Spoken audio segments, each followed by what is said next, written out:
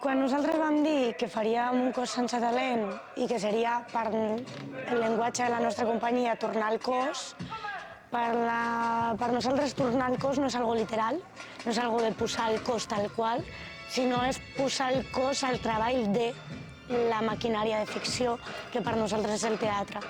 Llavors, per nosaltres, posar el cos per la maquinària és darrere, perquè som titellaires, que l'important no és ell, l'important és el que està fent amb les seves mans.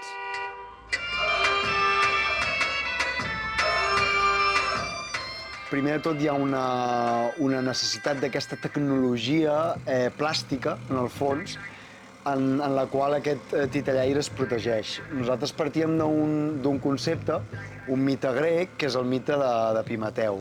El que li passa a Epimeteu és que Zeus li encomana que faci o que completi la tasca dels animals. Llavors Epimeteu inventa el verí per les serps, els ullals per als lleons, unes cames ràpides per les llebres, i en un moment diu, hòstia, m'he oblidat d'un i ja no em queda res més per oferir-li.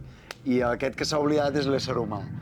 Llavors, en aquell moment, Prometeu, que aquesta història és més coneguda, roba el foc dels déus i li dona als homes perquè tinguin alguna cosa amb el que defensar-se de la natura.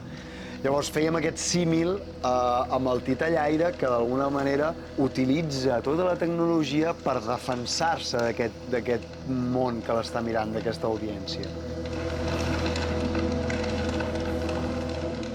La tècnica, tant la llum, el so i l'espai com a maquinària escènica, són elements expressius, no només són acabats.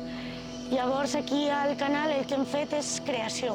I el que hem estat fent aquí aquestes 2 setmanes és entendre com a l'entrar a la tècnica ens fa canviar coses en escena i com coses en escena que funcionaven sense tècnica deixen de funcionar amb tècnica i llavors hem estat fent i desfent, fracassant i encertant al mateix temps, que és algo molt curiós i molt estrany en les arts escèniques treballar des de la creació en la tècnica. Ja es veu aquí, ens expandim, ens expandim molt i poder expandir-se i quedar-se durant 2 setmanes és un luxe i només podem dir gràcies.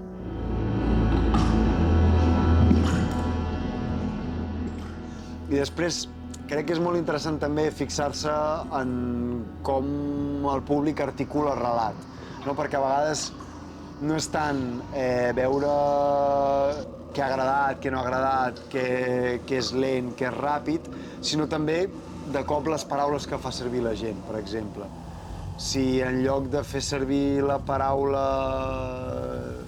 fàstic, ha fet servir la paraula por, ha fet servir la paraula monstre, budell, és què ha vist el públic realment, com aquestes imatges l'han impactat i com les ha traduït també.